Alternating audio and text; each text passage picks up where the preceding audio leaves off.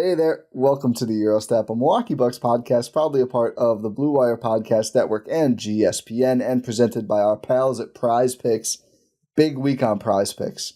Baseball stretch run, football starting up, women's basketball full swing, European basketball, which we'll talk about going on. A lot of stuff.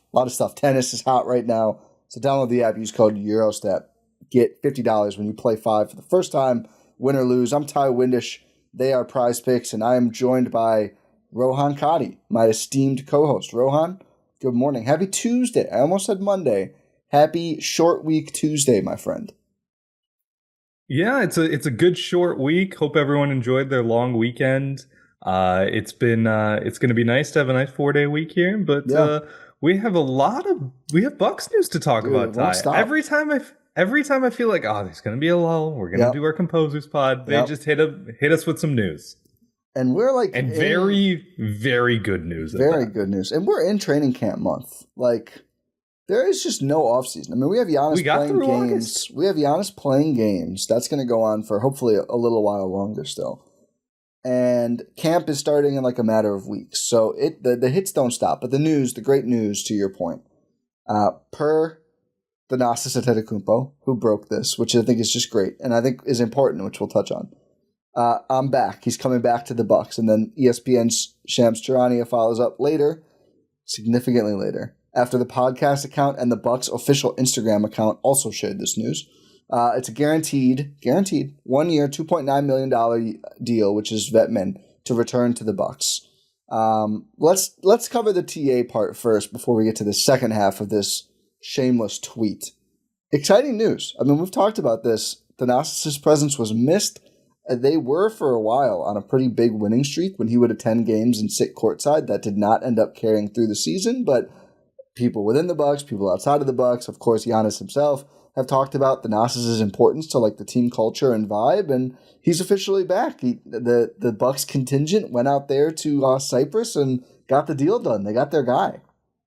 We thought they were there to watch Giannis. No, they're there to secure a prize free agent. Scouting, yeah. I'm glad I've managed to win everyone over in this regard.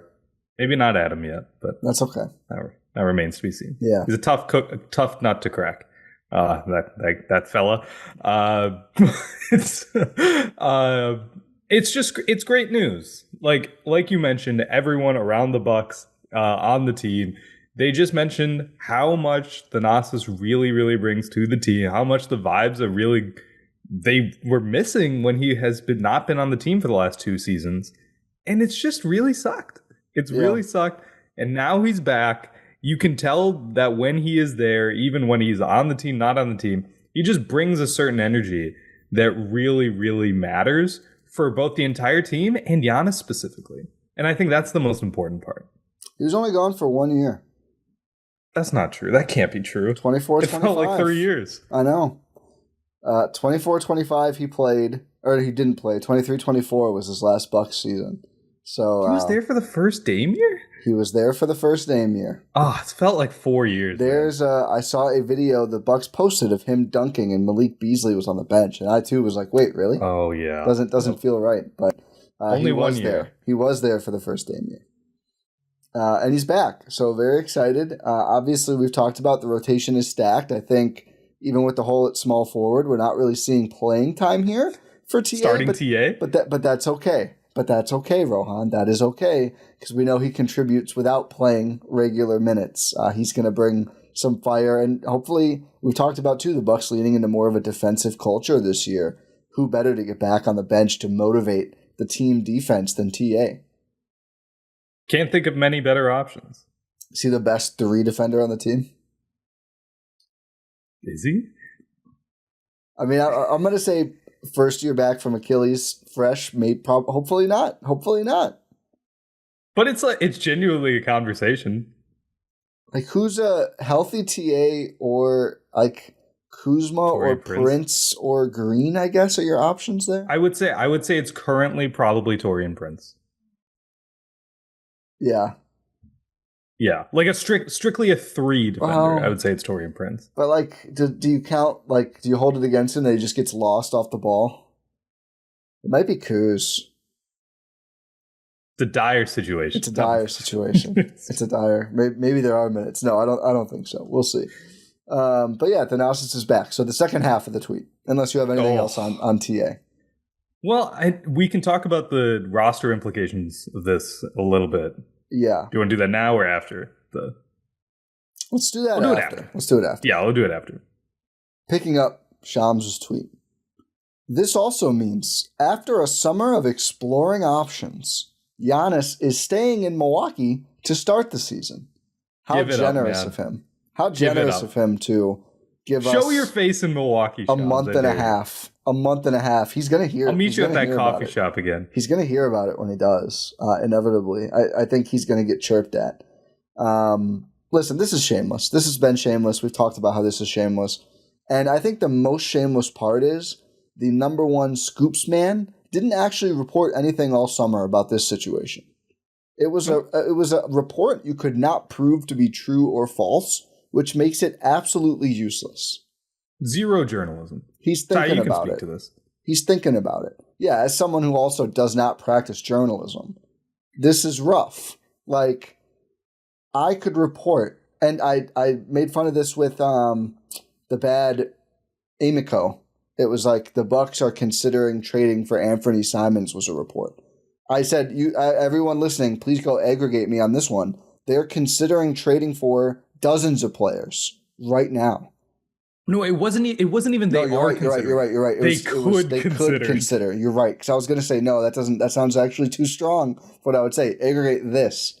They could consider trading for literally all 450 players in the league. They could do it. I mean, they could mull it around a little. Anthony Simons for free? It's possible for them to start thinking about it. They could. It is possible for them. And Giannis could be thinking about whether he wants to play somewhere else. In fact, sources close to me tell me it's me. I'm the source. Giannis is actually playing in Cyprus right now. So he was really...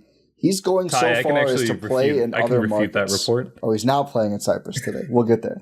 He played in Cyprus this month, or last month, I guess. Wow, my reports are terrible. Don't aggregate me after all. Same level of Shams then. Yeah, same level of information conveyed. Listen, and I want to confirm, like, we're not super homers going into this offseason, like right after the season. We're like, oh, this could be bad. Like, he could actually probably We literally talked about the possibilities. Yeah. We did a whole podcast about potential Giannis destinations. We ranked the halls and everything. And it wasn't because of any report. It was just like the obvious of like, all right, with Dame out, like they don't really have options. Yeah, like he wants to win. Like it's going to be hard to win.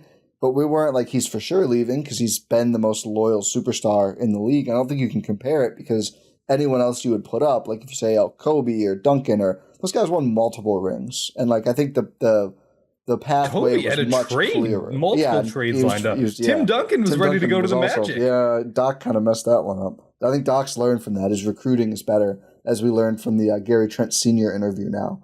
But we thought it was possible, for sure. But at a certain point, like, I just never thought it was realistic. Like, there's no way he's moving mid-season. And I didn't think he was going to move, like, in September, too. Like, kept getting drummed up before this TA signing. That's just, like, a superstar like Giannis, if he's going to pick a new destination, he's going to do it, like, in July. Right? Or like around the draft of like, I'm going to move. I'm going to make this move. He's not just going to randomly be like, I'm done pondering. I really gave the Amir Coffey signing a chance, but it wasn't enough and I'm out. Like I just never found that a realistic idea. He was watching the draft closely, Tyler. He was like Bogolyub, Tyrese Proctor. They really need to nail this one. And they're not signing Bogolyub for the year. So I thought that was going to be curtains per ESPN's reporting on this one. But apparently not, because he's not going anywhere. And again, like to start the season. So great, you're giving us 2 months. Yeah. Thanks.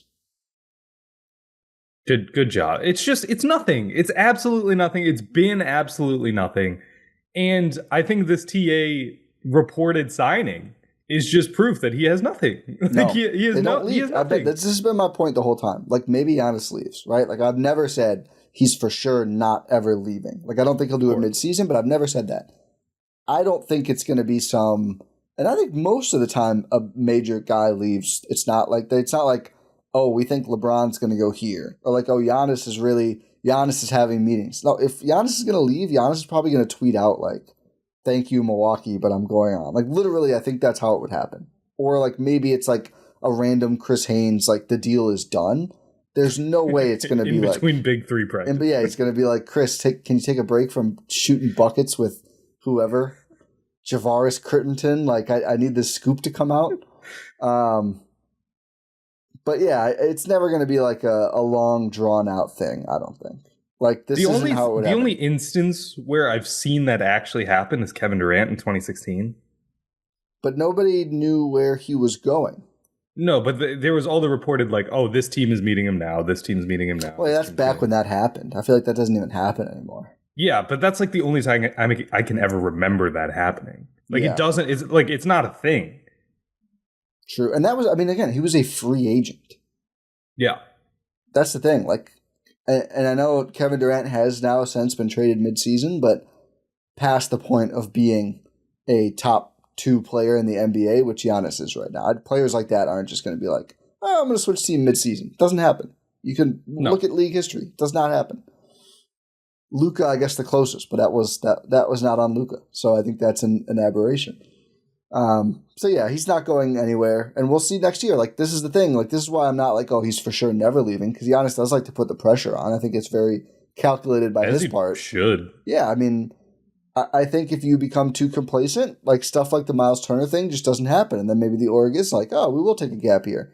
Giannis doesn't want that, and I think that's fair for him to not want that. Like, it's a two-way street, and I think both sides have continued to fulfill their part of the deal. Giannis by playing like an MVP every single season, and the Bucks by acting like they have an MVP caliber player on the roster every single season. I think that's good and right. It really is, and I'm just glad we get 2 months of having to deal. Yeah. 2 months of not having to deal with this. How many games do you think they would need to lose in a row at any point for it to be a story again? 2? 3. 3? How about if they lose their first, 2 games? Is that DEFCON 5? Is that, wall-to-wall, get up, Sports Center? I think it has to be. I mean, given that there was nothing and they still managed to make this into a whole circus, maybe if they lose one game by 10 points, it's over. Yeah. They lose to the Wizards, and then it's just okay. Well, maybe that is worthy of DEFCON 5. We'd be on here oh my God, it's over. it's Chris drops 50. Yeah, it's over. I feel like I've swung. I was a little negative about the roster and their chances for a little bit, and I feel like in the last week I've been actually, I think Miles Turner is just going to be an absolute monster. That's where I'm at now. I don't know. We've talked about how good of a fit he is. I think he's just going to be a freaking weaponized beast. And I'm not saying he's going to average 25 points per game, but that's not who he is. But I just think he is just going to be a transformative. I'm so excited for the basketball to start. The Bucks basketball. We've got Greece basketball, which we'll touch on in a moment here. Especially after we did our Eastern Conference tier list, which you should listen to, and that's our last episode. Yeah. Man, I'm excited. It's Micah Parsons trade podcast on the I'm excited for that too. I am excited for football. Oh yeah. It is weird they fumbled the first game. What is it? It's Eagles Cowboys. Oh. Yeah, I don't know why it wasn't, and I'm stealing this from Bill Simmons. Isn't it usually a Super Bowl rematch? Usually, well, it's not. I don't think, because remember they don't. Not usually a rematch. Well, they can't compel teams to play. It's it's a formulaic thing. So I don't know if the Eagles play the Chiefs this year. Yeah, I forgot about that. It usually just has the champion play. Yeah, so it's got the Eagles, but it should have been Commanders, right? The Cowboys are bad, and now without Parsons, I mean Kenny Clark. Godspeed, Kenny Clark. They're going to need you to stop a lot of runs against Saquon and Jalen Hurts. That might be ugly. But Thursday we get Chiefs-Chargers in Brazil, which they're still doing. We'll see how that game is. But then Sunday, Packers. Oh my God, I can't wait. Packers-Lions. I'm a little nervous. You know what I don't like is they have almost no noon games for like the first 3 months of the year. It just doesn't. I know it's just all primetime. Packer. I mean, it's fine that they play on primetime. Packer noon games are just hit different. They do. It feels good. It's like, you wake up late on Sunday. Yep. And then it's like, okay, you have some breakfast, you recover from Saturday, and then it's like, oh, it's Packers already? Yeah. Amazing. Yeah, 3:25 just doesn't. It feels like I don't know why. It feels like an AFC time slot to me. It does. It feels like a CBS AFC time slot. Like that should be like Broncos somebody. Broncos Pats. Yeah, I was going to say Broncos Bills or something. Yeah. Dude, no. Sunday night Bills Ravens is going to be a movie. Oof. Yeah. Excited for basketball, excited for football, excited for the Bucks roster situation. So as you mentioned earlier, the TA signing officially gives them 2 more players than roster spots. And for those wondering, this is not like in season where you can absolutely never go over the roster limit. In the offseason, it goes up to like 20. So the Bucks are not pressed. They have like over a month, I think, to resolve this. It's like, I think Jordan posts like the Sunday before the opening night or something like that. So it's not until October. But here's what's interesting. Obviously, they could just say goodbye Amir Coffey, goodbye Andre Jackson Jr. Neither of those guys have any guaranteed money right now. They already gave a little bit to Ajax, but obviously made him expendable. I don't think they're going to do that. So you think it's I think something else is happening. Yeah, something else could happen. Also, another thing that could happen is Chris Livingston's minimum contract could just get terminated. Or Tyler Smith. I mean, either one. Again, They are far enough below the tax line that there's the only implication is like the owners pay a little bit more, but it's not like they don't seem to care about that. They don't seem to care about that blissfully. And it's not like when you're in the Remember when we had to worry about that? It's been a while, actually. Yeah. PJ, I guess? I guess, yeah. And that even worked out. He was good the next year, so he would have helped them. But Chris being out, like, would it really have mattered? It made it not matter anyway. Yeah, and then the rest of that contract, he basically got paid to not play basketball. So, that one kind of worked out too. Really, the Brogdon summer was the worst. And again, like that Brogdon contract, you didn't really want to hold it by the end. So, their cheap decisions weren't too bad for the Bucks long term. And actually, I look back at that; they got a ton for him on that time. At the time, we were like, "Oh, this isn't much." They got a pick. It was like a first and 2 seconds. They got 2 picks. Yeah. It's like, wow, that's a ton. Pacers got nothing back from the Bucks for Miles Turner, so could be worse there. But yeah, so here's my thing. Maybe I'm just overthinking the Amir Coffey of it all. I still just think too good of a player to get a straight up camp deal if there's no chance he's making the roster. And I just don't think he or the Bucks would sign up for this. And like during still kind of the free agency period, like, we're weeks away from camp. Like, is he really, he's going to come out and they're like, yeah, there's no way you're making this roster. Like, we're just going to, you're going to be gone and Andre Jackson Jr. is going to be gone. Because I don't think this TA thing came out of nowhere. Right? No, it wasn't like, TA's available. It has to have been brewing. Yeah, of course. I mean, it's as soon as he proved he could play again, which maybe that was the only holdup, and they had to go and sign the paperwork. I just think that would be weird, right? Like, unless he's just a herd player. That's a damn good herd player if that's what he is. Yeah, it's too good to be a herd player. I'd enjoy watching him on the herd. Yeah. Amir Coffey, you're going to be on this podcast if that's what the goal is. Get ready, buddy. Get ready to learn Euro step, buddy. Yeah. You're right. It does feel a little strange. It really does. There has to be some sort of plan. So here's a lot of people are starting to say like, oh, is there like a 2-for-1 trade coming or something like that? Did you see this DeRozan? I think it's totally unverified, but the DeRozan speculation. Oh, I don't mind that at all. Let's talk about that. I don't mind it.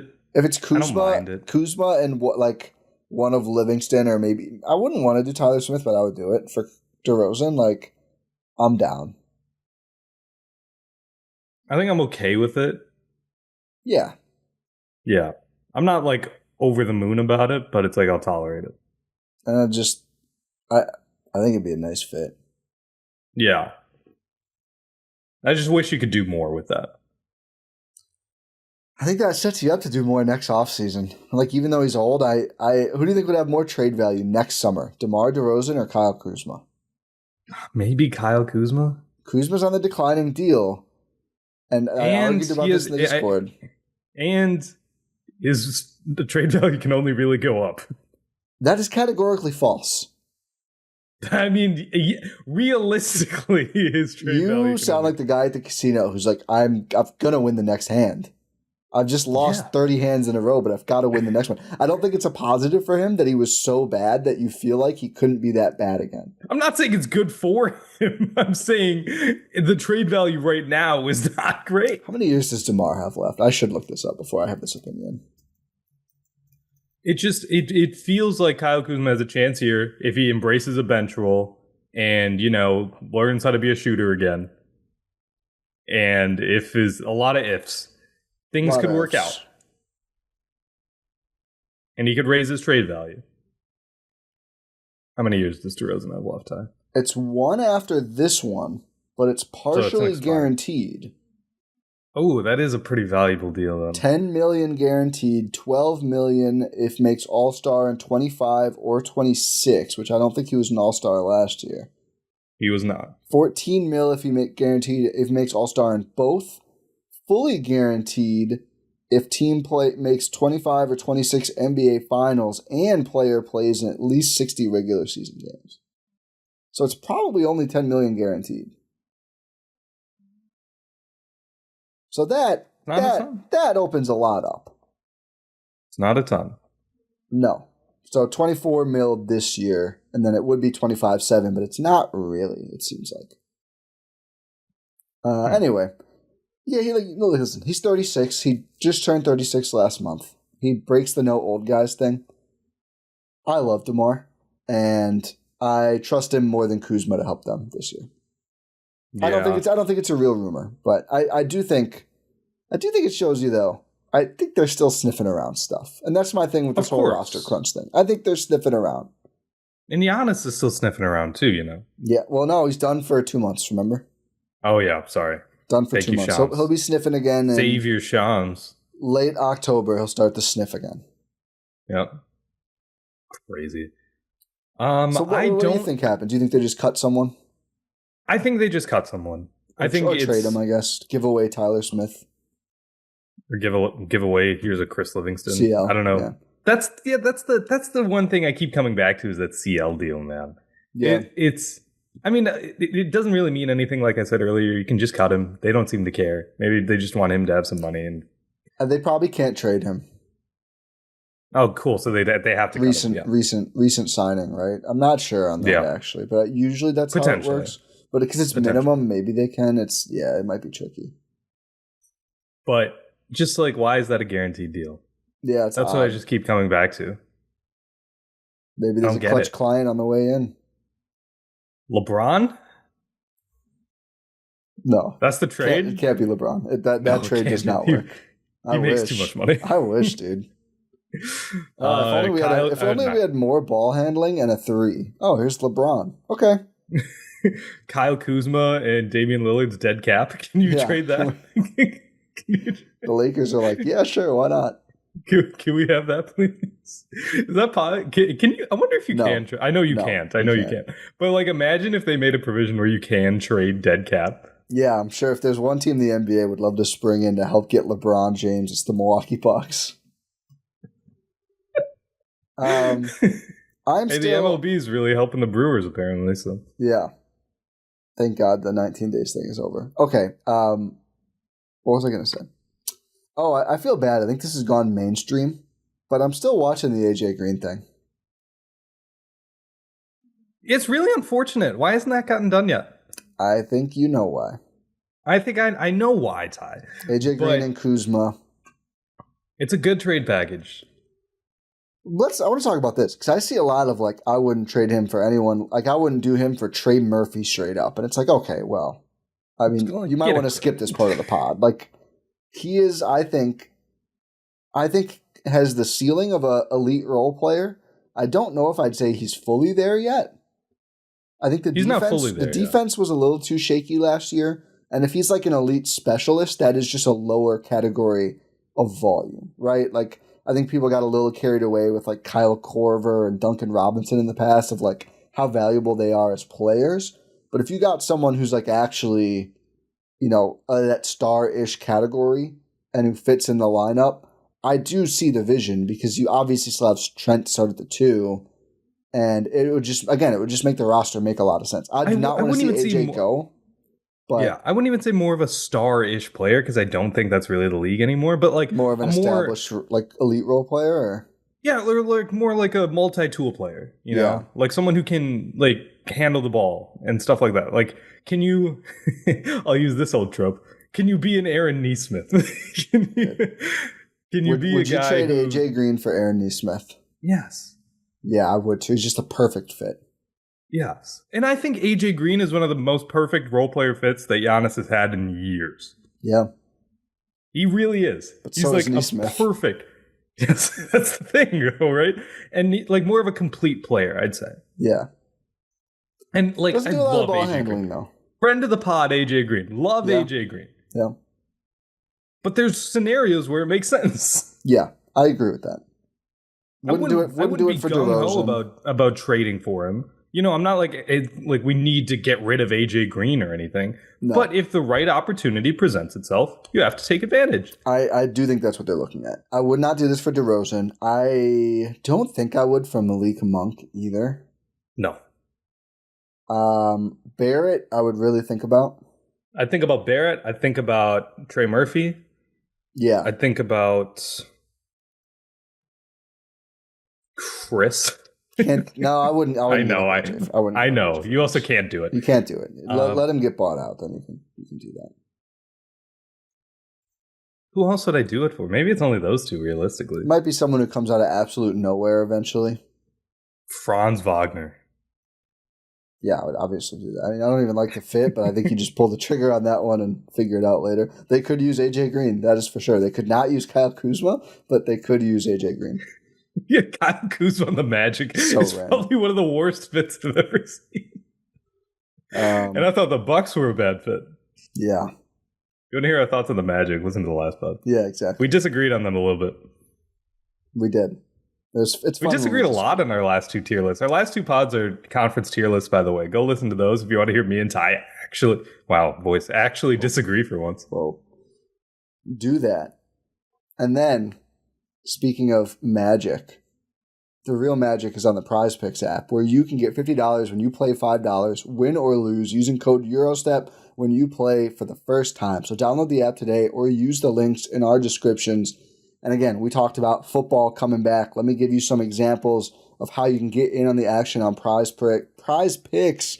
Rohan's getting to me here. The popular pick number 1 right now. I love when Prize Picks does this to celebrate something big. Dak Prescott, more than 0.5 passing yards against the Eagles on Thursday. I feel pretty good about that one. And then let's look around here. You also have full season. Do I think Patrick Mahomes is going to get more than 4,025.5 passing yards? You could do that. Do I think CeeDee Lamb is going to get a touchdown? Do I think Jalen Hurts is going to get a rushing touchdown? So many fun things. Do I think Saquon Barkley is going to get 93.5, more or less than that, rushing yards? I kind of like that if he's in the game long enough. That'd be my biggest concern. Of course, you can also go look at the Packer game here. Amon-Ra St. Brown, more than half a touchdown. Hopefully not, but we will see. And then, of course, there is other sports as well, including baseball. Our team does not play today. I think they finally get their day off. But if you want to look at strikeouts today, does Clayton Kershaw get more or less than 4? It's an even 4 for him. I'd probably go more than, because that guy's been a demon all year. But who knows? Or a demon time. Davis Martin for the White Sox. Is he going to get more than 4.5 pitcher strikeouts? Don't know. Don't know who that is. But if you know, you could profit off of it on Prize Picks. So make sure to download the Prize Picks app today. Get $50 when you play $5 in a lineup for the first time, win or lose, by using code EuroStep on the Prize Picks app. That's code EuroStep. Do your first $5 lineup, and then you will get $50 more to play, whether that first lineup wins or loses. Prize Picks, run your game. Okay. We did a lot of Bucks stuff. Speaking of Giannis, go for it. He's not playing right now. As we are recording this, Greece is playing against Bosnia and Herzegovina in EuroBasket Game 4. It looks like Greece is going to be handed its first loss of the tournament. They were 3-0, but are now looking to be 3-1. Which is okay. Giannis is out. This is the second game he's missed because it doesn't matter. Greece has already qualified for the round of 16. Since we last recorded, they dominated against Cyprus without Giannis. Yep, that's the other game we skipped. Cyprus 0-3 with a minus 98 point differential. So it's just tough. Tough scene for the home city in this group. Yeah, which is why they qualify. That's what it seems like right now. But then against their one of the bigger tests they were going to see in this group is against old friend Sandro Mamukelashvili and Georgia. They just dominated. Giannis came back. They won by 20-something points or 40-something points. Wow. And just absolutely put pedal to the metal. And they looked like a very, very dominant team in this tournament, Ty. Yeah. With teams that are struggling a little bit. France has lost a game already. Slovenia's lost 2. Slovenia only won 1 game because Luka Doncic put up the 19th triple-double in EuroBasket history or something, or 9th or something like that. One of the only triple-doubles in EuroBasket history to will Slovenia to victory. Your Group B is looking tough. Germany 4-0, Lithuania 3-1, Finland 3-1, but also the other 3 teams are Montenegro, Sweden, and Great Britain. I actually think Group C doesn't have the top-end talent, but I think the bottom does not fall off as hard as some of these other groups. Yeah. Estonia, Portugal, and Czechia in Group A have a combined 2 wins. And then Group D has Belgium and Iceland, who not doing great. Obviously, Cyprus is having a rough time, but then the next lowest team right now is Georgia, who we saw them beat Spain. So that's a live team with Mamu. Spain, by the way, up to second in the group after that loss, their only loss so far, shaping up for a win for first place game on Thursday. Now that I assume Greece is going to lose. There's still a little bit of time left. I saw there was actually a dust-up in the crowd, according to Harris Stavrow, in that game. But yeah, Giannis was doubtful coming in and then was ruled out with the knee. I agree with you. I'm not going to be concerned about this. We have followed Giannis long enough to know he almost always has some sort of knee tendonitis bothering him, and you can always use it as an excuse. And this game, again, like even if they lose, it's a win and you're in first in the group anyway, because Bosnia has 2 losses. The only other teams with 1 loss are Italy and Spain. You already beat Italy. You have the game against Spain, thus beat Spain, and they should be first. Or second at the worst, but I assume they'd be first. Yes. I don't know if the first tiebreaker is head-to-head or point different. Let me see if I can find that, actually. While you're talking about that, I think one thing we actually haven't mentioned on this podcast that happened a little bit ago as Giannis has been doing press for EuroBasket is he mentioned he still feels his knee from 2021. Like he still feels that hyperextension, which is not, something you want to hear. Right. But I think it just proves the point of there's always something going on with the knee, and you're always going to be able to use it as an excuse, whether it is bothering him or not, for him to miss a game. If you lock up the group, like not the group, but you lock up like, we're advancing and you're at the top of your group and your next opponent is, whether it's a mistranslation or not, kind of like there was something about Yusuf Nurkic saying some stuff about Giannis. I'm not going to comment on whether it was positive or negative because if it was a mistranslation. 7-point game with 2.5 minutes left, by the way. It's close. It's a fake comeback, I think. But I think the point of this is that this Greece team doesn't look that bad. No, they had a rough start, but I think they've rounded into form a bit here. It looks better than we expected. I wouldn't say they are great, considering the level of competition that they have played. And especially, I'm looking at this Georgia-Greece game, the box score. Giannis, in a 39-point victory, is a plus 45. That's they lost without him. Yeah. So they were a negative in the minutes that Giannis did not play in that game, in a game that their team won by 39 points. That'll happen. Well, I think we kind of knocked them for like, oh, they don't have anyone scoring 10. And even in this game live right now against Bosnia and Herzegovina, Dorsey has 14, which still not shooting the ball great, but knocked down 4 triples.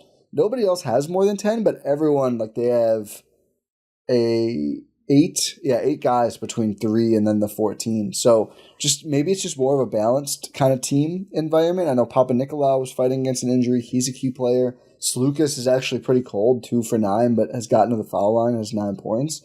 So I think they're like sticking in games, even if they're not playing great, or even if, again, this game Giannis isn't playing at all in.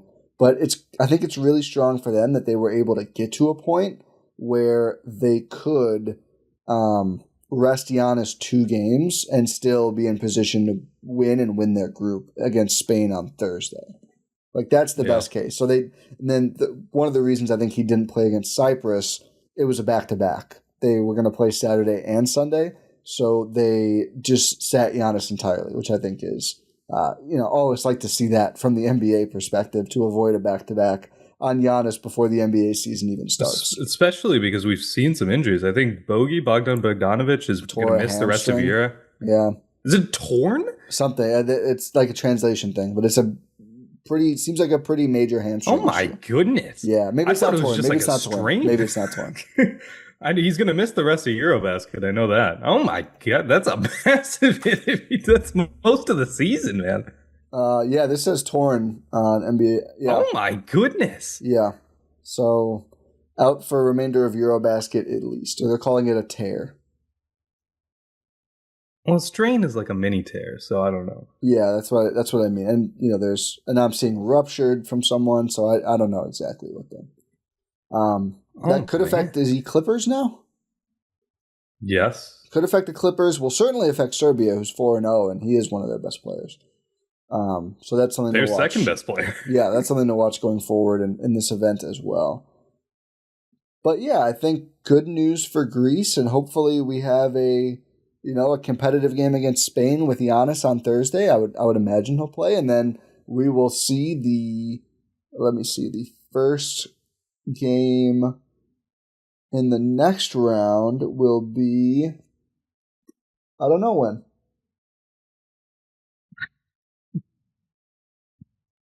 Nice. So September 6th or September 7th, this weekend, is when the next round starts.